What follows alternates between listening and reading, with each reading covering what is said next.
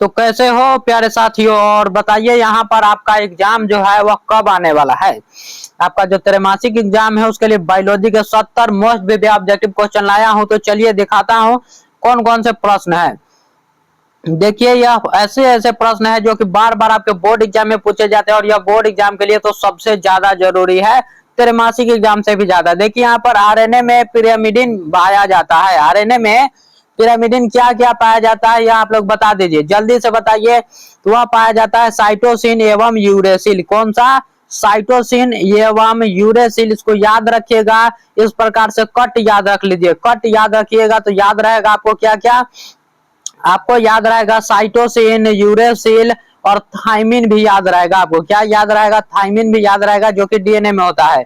चलिए अगला number question देखते हैं कि निम्न में से कौन कीटभक्षी पौधे हैं। कीटभक्षी पौधे इसमें से कौन है, जल्दी से आप लोग बता दीजिए। यहाँ पर कीटभक्षी पौधे, जो कि यहाँ पर कुछ पौधे ऐसे होते हैं जो मांसाहार करते हैं, छोटे छोटे कीड़े मकोड़ों को खाते हैं। तो उसमें आते हैं यहाँ पर आपके ड्रोसेरा और नेपेंथिस। कौन कौन? ड्रोसेरा और नेपेंथिस जो है वह पौधा ऐसे होते हैं जो कि नाइट्रोजन की कमी पूरी करने के लिए कीड़ों को अपने अंदर फंसा कर उसको खा जाते हैं, याद रखिएगा। निम्न में से कौन उभयलिंगी है? उभयलिंगी प्राणी है। उभयलिंगी यानी कि उसमें नर और मादा दोनों का ही गुण हो, याद रखिएगा। तो इसमें एक ही चीज आता है, क्या हो जाएगा? केचुआ हो जाएगा। यहाँ पर क्या हो जाएगा? केचुआ। यहाँ पर हमारा उभयलिंगी प्राणी होगा। उभयलिंगी प्राणी, इसमें किसी दूसरे व्यक्ति की जरूरत नहीं होता है, याद रखिएगा। क्लोरेला में निम्न में से क्या है? क्लोरेला जो है निम्न में से क्या है? क्लोरेला जो है वह आखिर है क्या, यह हमसे पूछा जा रहा है। तो यह एक प्रकार का एकल कोशिकीय प्रोटीन होता है। क्या होता है? जिसे इंग्लिश में हम लोग कहते हैं सिंगल सेल प्रोटीन। क्या कहते हैं इंग्लिश में? तो सिंगल सेल प्रोटीन कहते हैं, याद रखिएगा इसको। और यहाँ पर देखिए यह जो होता है प्रोटीन बहुत ही कारगर होता है, यानी कि काम का चीज होता है। अंतरिक्ष यात्री जो है इसी को अपने साथ ले जाते हैं, क्योंकि ऊपर जो है उन्हें प्रोटीन की आवश्यकता पड़ती है, और इसमें प्रोटीन भर भर के भरा होता है, याद रखिए, कूट कूट के भरा होता है। क्राइजिन बाल कृमि से किस फसल को बचाता है? क्राइजिन जो है वह बाल कृमि से किस फसल को बचाता है? तो वह बचाता है कपास को। किससे? तो कपास को बचाता है, याद रखिएगा। कपास को कीड़े जो है वह खा रहे होते हैं, तब यहाँ पर क्राइजिन आता है और बोलता है कपास भाई अब तुम क्राई मत करो, यानी कि अब तुम रो मत, मैं आ चुका हूं। इस प्रकार से वह बोलता है। यह याद करने का एक ट्रिक है। देखिए यहाँ पर निम्न में से डीएनए में कौन से प्यूरिन बेस है? डीएनए में प्यूरिन बेस बोला गया है। तो इसके लिए एक ट्रिक मैंने आपको बताया था, जब भी डीएनए पूछे और प्यूरिन बेस पूछे तब आपको क्या याद रखना है? एक लाइन होता है, खूब आप सुनते होंगे, ए जी सुनती हो पूजा करने के लिए प्योर घी लाओ। क्या? ए जी सुनती हो पूजा करने के लिए प्योर घी लाओ। प्योर से आपका प्यूरिन हो जाएगा, याद रखिएगा। और यहाँ एजी का मतलब क्या है? तो एजी का मतलब एडेनिन और गुआनिन। क्या है? एडेनिन और गुआनिन कहाँ पर है? तो ऑप्शन नंबर सी में है। ऑप्शन नंबर सी हमारा यहाँ पर right answer, option number C. देखिए अगला नंबर क्वेश्चन, और कोशिश कीजिएगा कि सभी प्रश्नों का आंसर आप लोग कमेंट में देते चले, कमेंट में देते चले। कैंसर किस कारण से होता है? कैंसर जो है वह आखिर किस कारण से होता है? तो यह होता है, याद रखिएगा, ऑन्कोजीन द्वारा। किसके द्वारा? ऑन्कोजीन द्वारा। जब सामान्य जीव जो है म्यूटेशन के कारण ऑन्कोजीन में बदल जाते हैं तो वे कैंसर फैलाते हैं। इसको याद कैसे रखना है कि कैंसर शरीर का बटन गलत टाइम पे स्विच ऑन कर देता है, और ऑन कोजिन मतलब बीमारी ऑन होगा। यहाँ पर ऑन का मतलब क्या है? ऑन। कैंसर किससे होगा? जब भी जो हमारे स्विच में कैंसर वाला चीज होगा ऑन हो जाएगा, और उसी को ऑनकोजिन द्वारा कहते हैं। सूक्ष्म प्रजनन में क्या संभव है? सूक्ष्म प्रजनन में अलैंगिक प्रजनन संभव है, याद रखिएगा। ऑप्शन नंबर ए हमारा यहाँ पर राइट आंसर हो जाएगा। Option number A. ओपेरॉन मंडल क्या प्रदर्शित करता है? जल्दी से बता दीजिए आप लोग कि ओपेरॉन मंडल जो है क्या प्रदर्शित करता है? तो ओपेरॉन मंडल जो है वह जीन के रेगुलेशन को प्रदर्शित करता है। क्या आखिर उसको कैसे काम करता है? रूल्स एंड रेगुलेशन तो आप जानते ही होंगे कि जिस हिसाब से मैं बोलूंगा उसी हिसाब से तुमको चलना है। यानी कि उसको मान लीजिए वह एक तरफ से एक ऑपरेटर है, जैसे बाजा का जो जितना मन हो उतना बढ़ा सकता है, जितना मन हो उतना घटा सकता है। देखिए यहाँ पर कि निम्न में से किसका पुष्पासन खाया जाता है। आप इससे पहले जानते होंगे कि सेब एक फल है, लेकिन यह एक जूठा फल है। यह इसको हम लोग फल को नहीं खाते हैं, बल्कि फल का जो ऊपरी हिस्सा होता है पुष्पासन, उसे हम लोग खाते हैं। यहाँ पर option number B right answer हो जाएगा। सेब खाने के लिए पुष्पा झुकेगा नहीं, इसको याद रखिएगा। इसी से पुष्पासन यानी सेब, सेब खाने के लिए पुष्पा जो है कभी झुकेगा नहीं, याद रखिएगा। पुष्पासन हो जाएगा सेब। चलिए अगला नंबर क्वेश्चन देखते हैं कि डीएनए निम्न में से किसका आनुवांशिक पदार्थ है। डीएनए जो है वह निम्न में से किसका आनुवांशिक पदार्थ है, तो वह बैक्टीरियोफेज का। किसका? बैक्टीरियोफेज का है, याद रखिएगा। चलिए अगला नंबर क्वेश्चन देखते हैं। और इसको देखिए, इसको याद कैसे करेंगे। इसको याद करने का भी एक ट्रिक है कि बैक्टीरिया को फाड़ और उसके अंदर डीएनए घुसा दो। बैक्टीरिया को फाड़ दो, इस प्रकार से याद रखिए। बैक्टीरिया को फाड़ दो यानी बैक्टीरियोफेज याद रहेगा आपको। और चलिए देखते हैं अगला नंबर क्वेश्चन के पारिस्थितिक तंत्र की आहार श्रृंखला में ऊर्जा का प्रवाह होता है। पारिस्थितिक तंत्र में आहार श्रृंखला का प्रवाह कैसे होता है, तो वह होता है एक दिशीय। कैसे होता है? एक दिशीय, यानी ऊर्जा हमेशा उत्पाद पौधे से उपभोक्ता यानी कि जानवर की तरफ ही जाती है। कैसे? ये घास को टिड्डा खा रहा है, टिड्डा को यहाँ पर क्या खा रहा है, मेढक खा रहा है, मेढक को सांप खा रहा है, सांप को चील खा रहा है। इस प्रकार से जो लाइन है एक दिशा में चलता है। कभी सुना है क्या कभी वह फिर से वापस आ सकता है? नहीं आएगा। तो चलिए यहाँ पर देखिए कि निम्न में से कौन एक जैविक खाद नहीं है। निम्न में से कौन एक जैविक खाद नहीं है, जल्दी से बता दीजिए यहाँ पर। तो वह हो जाएगा बैसिलस थ्यूरेंजिएसिस। क्या हो जाएगा? बैसिलस थ्यूरेंजिएसिस। देखिए 14वां नंबर क्वेश्चन क्या है कि क्षय रोग का संक्रमण मुख्यतः किसके द्वारा होता है। क्षय रोग का जो है, क्षय रोग का संक्रमण मुख्यतः किसके द्वारा होता है, तो वह होता है हवा के द्वारा। किसके द्वारा? हवा के द्वारा होता है। ऑप्शन नंबर बी हमारा यहाँ पर राइट आंसर हो जाएगा, ऑप्शन नंबर बी। चलिए अगला नंबर क्वेश्चन देखते हैं कि जैव रिएक्टर अनुकूलतम परिस्थिति में क्या निर्माण करता है। जैव रिएक्टर जो है वह जैव रिएक्टर अनुकूलतम परिस्थिति में क्या निर्माण करता है, यह हमसे पूछा जा रहा है। तो यहाँ पर हमारा राइट आंसर क्या होगा? यहाँ पर हमारा राइट आंसर हो जाएगा उत्पाद। ऑप्शन नंबर ए हमारा यहाँ पर राइट आंसर उत्पाद हो जाएगा। चलिए अगला नंबर क्वेश्चन देखते हैं कि किस फल में बीजाचोल खाया जाता है। आखिर कौन सा फल है जिसमें बीजाचोल खाया जाता है, तो यहाँ पर क्या हो जाएगा?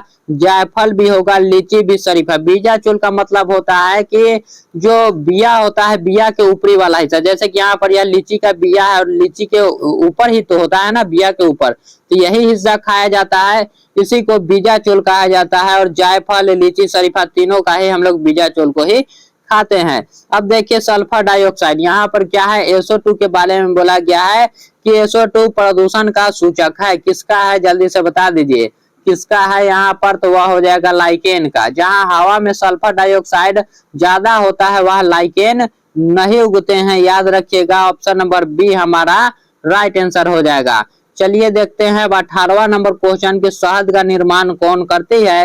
तो शहद का निर्माण हमेशा कार्यकर्ता मधुमक्खी करती है। क्या वह कोई रानी और राजा नर करेगा? बिल्कुल भी नहीं, केवल और केवल कार्यकर्ता। रानी तो सिर्फ जो है आराम फरमाती है और नर एकदम निकम्मे होते हैं। सारा शहद बनाने का काम जो है बेचारी काम वाली बाई यानी कि कार्यकर्ता को ही करना पड़ता है। चलिए अब देखते हैं अगला नंबर क्वेश्चन। निम्नांकित में से कौन सी बीमारी मुर्गियों में होती है। मुर्गियों में होने वाली कौन सी बीमारी है यहाँ पर, जल्दी से बताइए। हैजा भी है, ब्लड फ्लू भी है, रानीखेत भी है। यहाँ पर तीनों के तीनों जो है वह मुर्गियों में ही होती है। ऑप्शन नंबर डी हमारा यहाँ पर राइट आंसर हो जाएगा, ऑप्शन नंबर डी। इसको याद कैसे कीजिएगा, देखिए मुर्गियां जो है रानी बनकर खेत में घूम रही थी। मुर्गियां जो है रानी बनकर खेत में घूम रही थी, रानी हो गया। और यहाँ पर क्या हो जाएगा, रानी खेत यहाँ पर हो गया। मुर्गियां क्या बनकर, रानी बनकर खेत में घूम रही थी, उन्हें बर्ड फ्लू हुआ और आखिर में हैजा से निपट गई। बर्ड फ्लू हुआ और आखिर में हैजा से वह निपट गई। याद रखिएगा इस ट्रिक को, तीनों याद रहेगा, क्योंकि यहाँ पर 2 मार्क्स वाले क्वेश्चन में भी यह दिया जा सकता है। और देखिए इडली एवं डोसा का आटा किस सूक्ष्म जीव के प्रयोग से बनाया जाता है। तो इडली एवं डोसा का आटा जो है वह बैक्टीरिया से यानी कि जीवाणुओं से बनाया जाता है। किससे? उसमें जीवाणु होते हैं। देखिए यहाँ पर बैक्टीरिया जो है वह आटे में फर्मेंटेशन करते हैं, जिससे आटा जो है वह फूल जाता है। क्या होता है? वह फूल जाता है। अब इसको कैसे याद रखिएगा? इसको याद रखिए कि इडली डोसा खाते वक्त जीवाणु आपसे इजाजत मांगते हैं। जी खानू, क्या मांगते हैं? वह आपसे इजाजत मांगते हैं कि क्या मैं खा लूं, इस प्रकार से। चलिए देखते हैं अगला नंबर क्वेश्चन। अगला नंबर क्वेश्चन क्या है कि एगेरोज किससे प्राप्त किया जाता है? एगेरोज जो है वह किससे प्राप्त किया जाता है? तो वह प्राप्त किया जाता है समुद्री घास से। किससे? समुद्री घास से पाया जाता है। याद रखिएगा आप लोग। चलिए देखते हैं अगले नंबर क्वेश्चन पर। अगला नंबर देखिए, इसको भी याद करने का एक ट्रिक मैं अभी मेरे दिमाग में आ रहा है। इसको आप कैसे याद कर सकते हैं? एगेरोज को आप लोग याद रख लीजिए अगर रोज। क्या? अगर अगर अगर रोज, यानी कि अगर रोज समंदर किनारे, अगर रोज आप समुंदर किनारे नंगे पैर टहलते जाओगे तो पैरों में समुंदर घास, समुद्री घास जो है क्या होगी? फंस जाएगी। अगर एगे रोज को क्या याद रखना है? अगर रोज हम समुंदर के किनारे यहाँ पर टहलने जाए तो समुद्री घास जो है हमारे पैरों में फंस जाएगी। और एगे रोज किससे प्राप्त किया जाता है? तो आपको याद भी हो जाएगा, समुद्री घास से। चलिए अगला नंबर क्वेश्चन है कि ओपेरॉन मंडल किससे प्रस्तावित किया था? ओपेरॉन मंडल जो है किसने प्रस्तावित किया? उसको करने वाले थे जैकोब तथा मोनोड। किसने किया था? तो जैकोब तथा मोनोड ने 1961 में। कब? 1961 में। चलिए अगला नंबर क्वेश्चन कि ऋतुस्राव चक्र किसमें होता है? ऋतुस्राव चक्र जो है वह किसमें होता है? तो याद रखिएगा ऋतुस्राव चक्र जो कि मनुष्य, बंदर, चिंपैंजी तब सभी में होता है। अब इसको कैसे याद रखेंगे? आप देखिए, हम सब बंदरों के ही तो खानदान हैं। यहाँ पर याद करने का मस्त ट्रिक है कि हम सब बंदरों के ही तो खानदान से है। जो चक्र हमसे चलेगा वही हमारे परदादा बंदर और चिंपैंजी में भी चलेगा। इसको याद रखिएगा। हम लोग किसके खानदान है? तो बस उसको याद रखिए। ऑप्शन नंबर डी हमारा राइट आंसर हो जाएगा। चलिए अगला नंबर क्वेश्चन कि द्विविखंडन किसमें पाया जाता है? द्विविखंडन किसमें पाया जाता है? तो वह पाया जाता है अमीबा और पैरामीशियम, यानी कि ए और बी दोनों ही हम लोग लगा सकते हैं। ए और बी जो कि ऑप्शन नंबर सी में दिया गया है हमारा राइट आंसर। और कोशिश कीजिए कि सभी का आंसर आप लोग कमेंट में देते चले। चलिए देखते हैं 25वां नंबर क्वेश्चन जो कि है कि डीएनए अणु में साइटोसिन 18% है, एडेनिन का प्रतिशत क्या होगा? एडेनिन का यहाँ पर प्रतिशत होता है 32%। कितना? 32%। ऑप्शन नंबर डी हमारा यहाँ पर राइट आंसर हो जाएगा।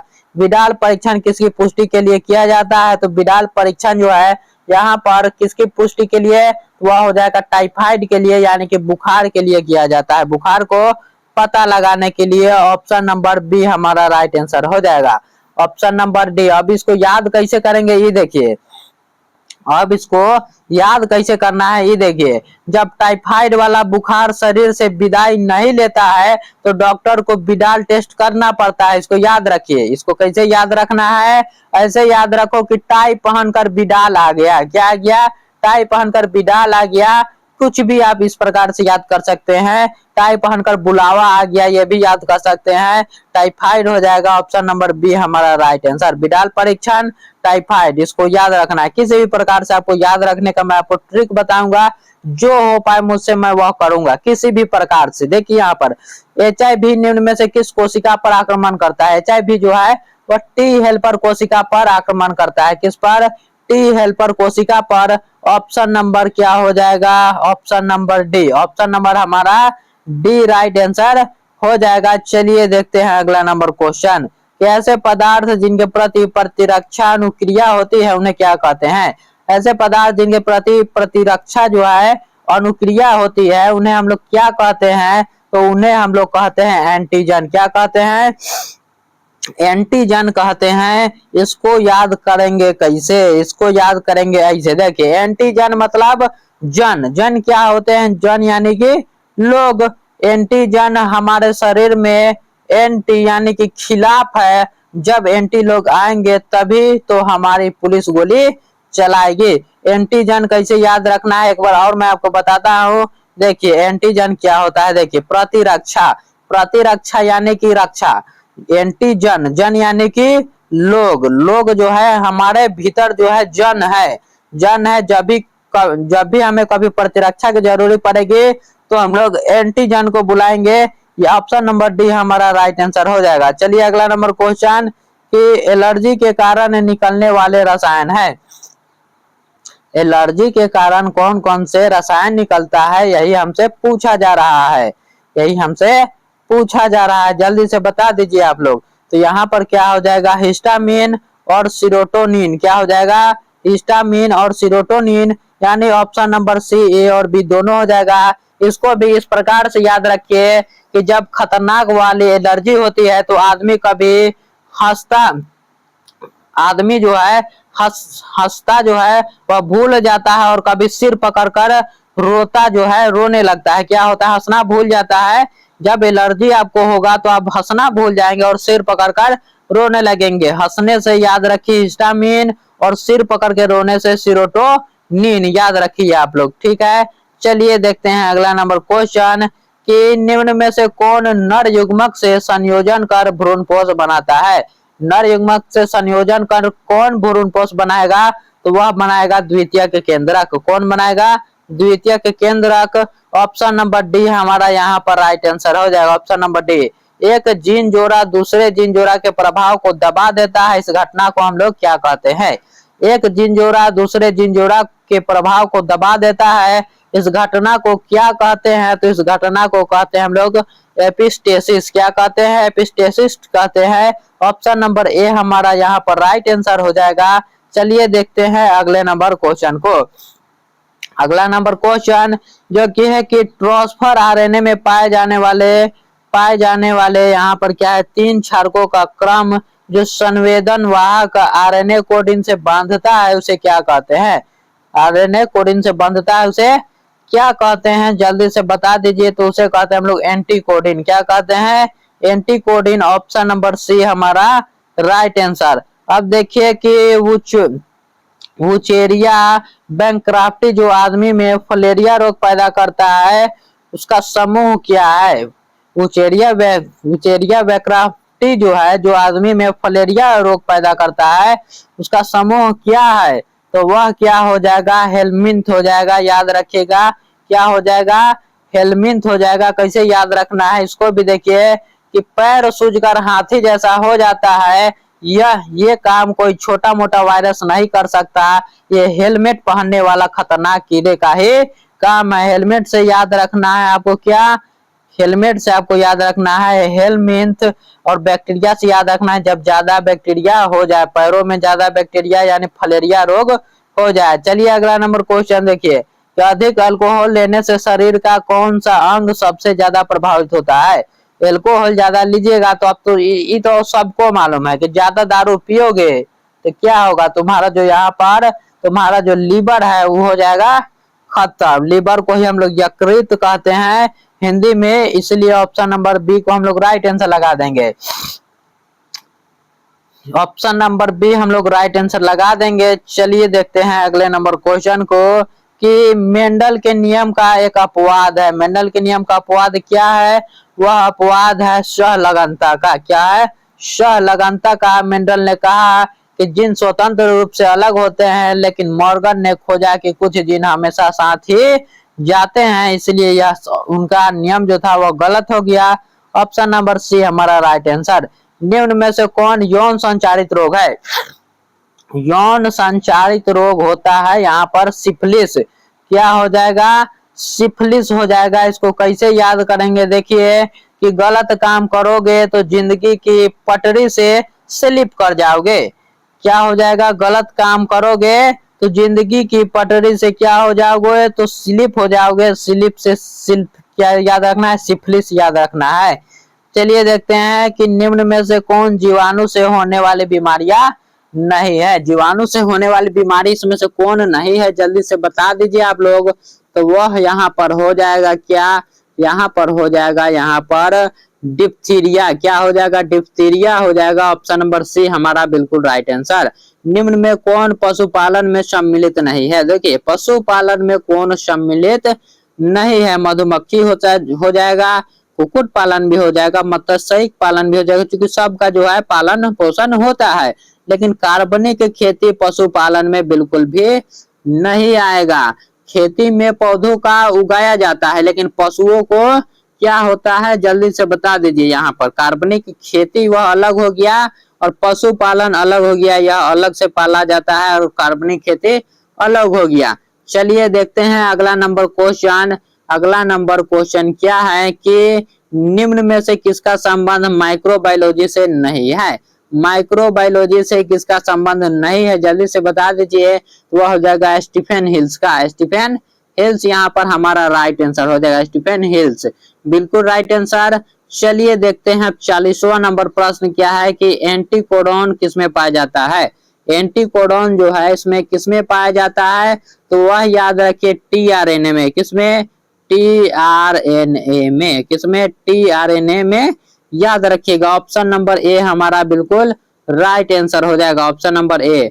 अब 41वां नंबर प्रश्न है कि मेंडल ने प्रतिपादित किया, क्या प्रतिपादित किया था मेंडल ने, तो उसने प्रतिपादित किया था अनुवांशिकता को। किसको? तो अनुवांशिकता को उसने प्रतिपादित किया था, अनुवांशिकता के नियम को। ग्रेगर जॉन मेंडल ने, अनुवांशिक का पिता कहा जाता है उन्हें, याद रखिएगा ग्रेगर जॉन मेंडल को। अब देखिए कि पृथक्करण का सिद्धांत और क्या कहते हैं, पृथक्करण के सिद्धांत को और हम लोग क्या कहते हैं, तो वह कहते हैं हम लोग युग्मकों की शुद्धता का नियम। युग्मकों की शुद्धता का नियम कहते हैं। अब चलिए 43वां नंबर क्वेश्चन कि नई प्रजातियों के निर्माण का महत्वपूर्ण कारक है। नई प्रजातियों के निर्माण का महत्वपूर्ण कारक यहाँ पर कौन सा है जल्दी से बता दीजिए। तो वह हो जाएगा उत्परिवर्तन। क्या हो जाएगा? उत्परिवर्तन हो जाएगा। याद रखिए ऑप्शन नंबर बी हमारा राइट आंसर एकिडना है। एकिडना क्या है? एकिडना एक योजक कड़ी है। याद रखिए एकिडना एक योजक कड़ी है, अवशेषी अंग है या फिर विलुप्त कड़ी, तो यह हो जाएगा योजक कड़ी। क्या हो जाएगा? योजक कड़ी। यह स्तनधारी लेकिन सरीसृप की तरह अंडे देता है, दोनों को यहाँ पर जोड़ता है। याद रखिएगा यह स्तनधारी भी होता है और यहाँ पर अंडे भी यह देता है, इसको याद रखिएगा। चलिए देखते हैं अगला नंबर क्वेश्चन कि डोडो है। डोडो क्या है जल्दी से बता दीजिए आप लोग। डोडो यहाँ पर क्या है जल्दी से बता दीजिए आप लोग। तो डोडो जो है एक विलुप्त प्रजाति है। डोडो एक विलुप्त प्रजाति है, याद रखिएगा। इसको याद कैसे रखना है कि डोडो पक्षी धरती से उड़ उड़ के हमेशा के लिए उड़ गया, यानी कि लुप्त हो गया। चलिए इसको याद करने का तरीका यही है कि डोडो पक्षी जो है धरती से उड़ उड़ के हमेशा के लिए वह उड़ा ही रह गया। चलिए अब देखते हैं 46वां नंबर क्वेश्चन कि निम्न में से कौन द्विगुणित संरचना है। इसमें से द्विगुणित संरचना कौन हो जाएगा, तो युग्मनज हो जाएगा। युग्मनज जिसे हम लोग जाइगोट के भी नाम से जानते हैं, जैसा कि इसके नाम में ही युग्म है। युग्म का मतलब होता है जोड़ा। युग्म का मतलब ही होता है जोड़ा। आपको शायद मालूम होना चाहिए यह कि युग्म का मतलब होता है जोड़ा और युग द्विगुणित बोला और इसे ही आप समझ जाइए कि युग्मनज हो जाएगा। द्विगुणित यानी कि टू एंड जोड़ा में दो ही लोग होते हैं। चलिए अगला नंबर क्वेश्चन कि निम्न में से कौन पौधा जलोद्भिद है। जलोद्भिद यानी कि जो जल में फलता है, यहाँ पर जल्दी से बता दीजिए। तो देखिए नागफली तो रेगिस्तान में सूख रहा है। नागफली क्या है, तो वह जो है यह रेगिस्तान में सूख रहा है। क्या हो रहा है? सूख रहा है। शीशम जो है जमीन पर है। शीशम क्या होता है? जमीन पर।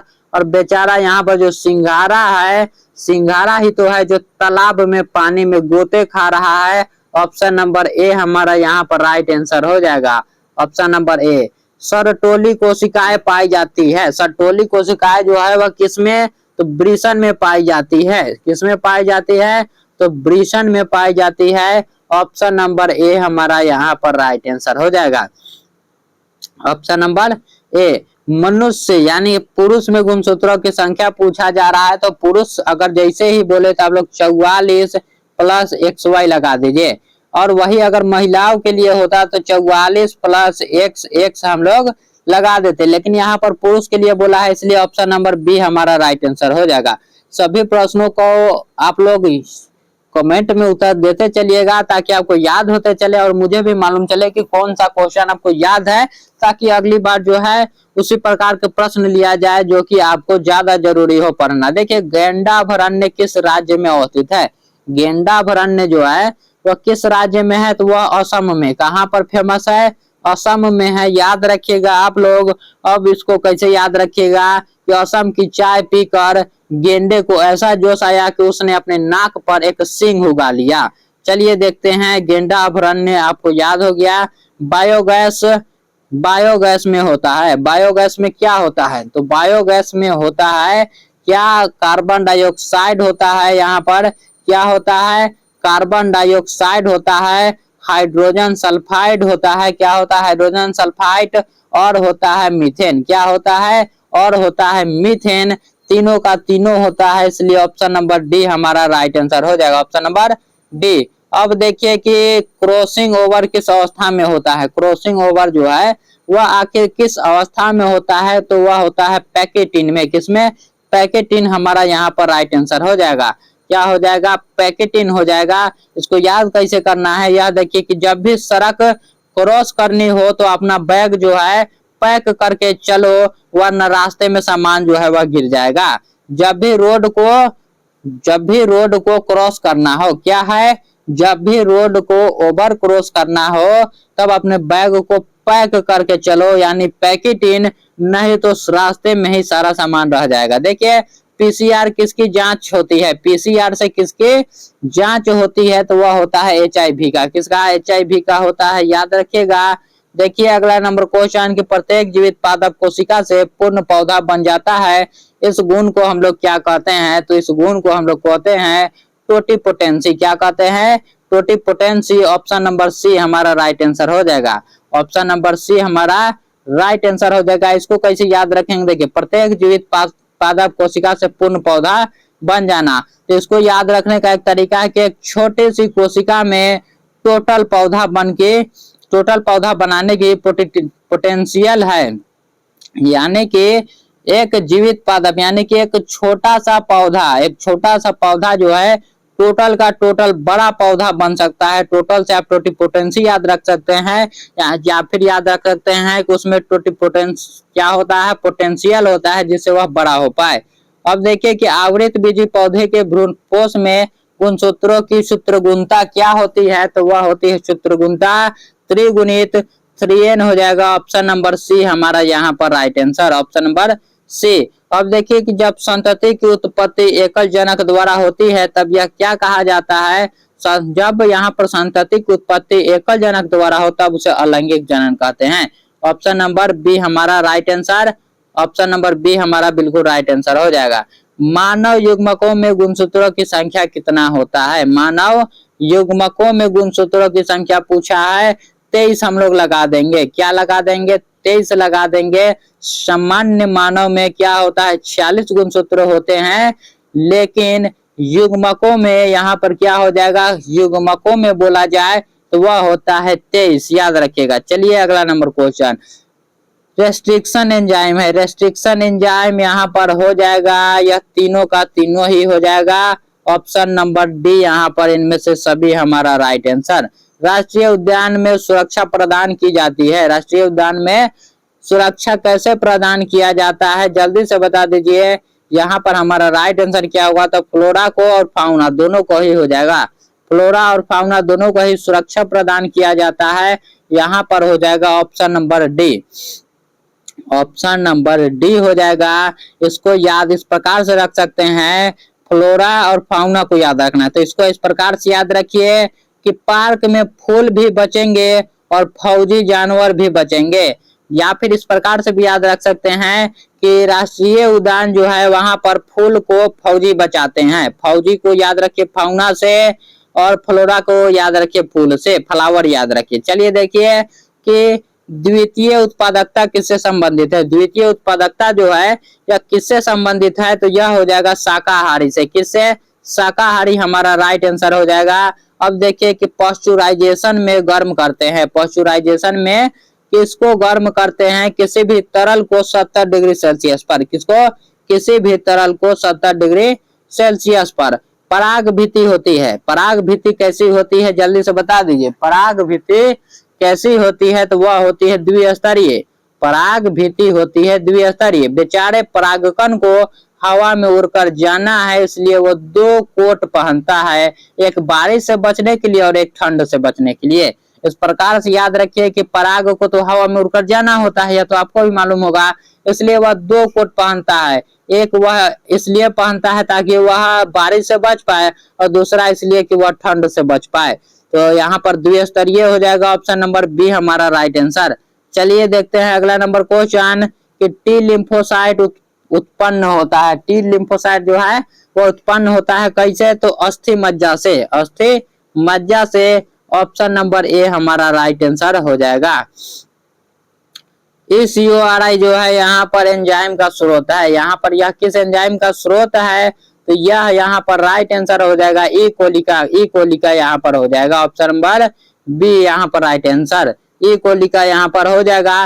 ट्रिपल एंटीजन टीका का उपयोग किसके लिए नहीं होता है। ट्रिपल एंटीजन टीका का उपयोग किसके लिए नहीं होता है, तो वह यहाँ पर राइट आंसर क्या होगा, तो यहाँ पर राइट आंसर होगा DPT का फुल फॉर्म। क्या हो जाएगा, DPT का फुल फॉर्म, जिसे हम लोग क्या यहाँ पर सीधा टाइफाइड आप लोग लगा दीजिए। क्या टाइफाइड आपको लगा देना है। चलिए देखते हैं अगले नंबर क्वेश्चन को कि निम्न में कौन ग्रीन हाउस गैस नहीं है। ग्रीन हाउस गैस यहाँ पर कौन नहीं है, तो यहाँ पर राइट आंसर हो जाएगा नाइट्रोजन। क्या हो जाएगा, नाइट्रोजन हो जाएगा। नाइट्रोजन जो है हमारे वायुमंडल में 78% है। कितना है, ये भी याद रखिएगा कि 78% है। चलिए देखते हैं अगला नंबर क्वेश्चन कि कान्हा राष्ट्रीय उद्यान प्रसिद्ध है। कान्हा राष्ट्रीय उद्यान जो है वह क्यों प्रसिद्ध है, तो यहाँ पर देखिए वह है प्रसिद्ध बाघों के लिए। किसके लिए, बाघों के लिए है, याद रखिएगा। अब इसको याद करने का तरीका है कि कान्हा के जंगल में जाओगे तो साक्षात बाघ के ही दर्शन होंगे, किसी और के नहीं। याद रखिए, ऑप्शन नंबर बी हमारा राइट आंसर। चलिए देखते हैं अगला नंबर क्वेश्चन कि निम्न में कौन आहार श्रृंखला का क्रम सही है। आहार श्रृंखला का क्रम क्या होगा, घास को बकरी खाएगा, बकरी को शेर। बकरी को शेर, यहाँ पर क्या हो जाएगा, बकरी को शेर। घास को बकरी ने खाया, बकरी को शेर ने चबाया। एकदम सीधा और परफेक्ट हिसाब है, यहाँ पर कोई टेढ़ा मेढ़ा वाला बात यहाँ पर नहीं है। और देखिए यहाँ पर कि न्यूक्लियोसाइड है। न्यूक्लियोसाइड क्या यहाँ पर हो जाएगा, न्यूक्लियोसाइड जो है यहाँ पर क्या हो जाएगा, तो वह हो जाएगा शुगर प्लस एक नाइट्रोजन युक्त बेस। शुगर प्लस एक नाइट्रोजन युक्त बेस हो जाएगा, ऑप्शन नंबर ए हमारा बिल्कुल राइट आंसर। अब चलते हैं 70 नंबर प्रश्न पर। 70 नंबर प्रश्न जिसका नाम है गैमिट निर्माण को कहते हैं।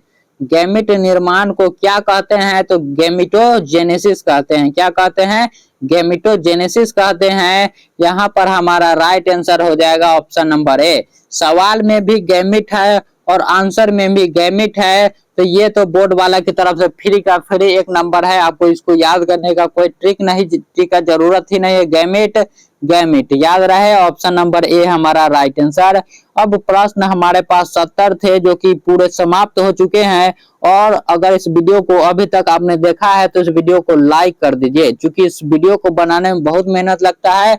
या जो क्वेश्चन आप देख रहे हैं, इस क्वेश्चन को टाइप करने में, इस ऑप्शन को टाइप करने में बहुत सारा मेहनत लगता है। तो एक लाइक तो आपको करना जो है जरूरी है, क्योंकि मुझे भी आपकी जरूरत है। चलिए मिलते हैं अगले वीडियो में, तब तक के लिए जय हिंद, जय भारत।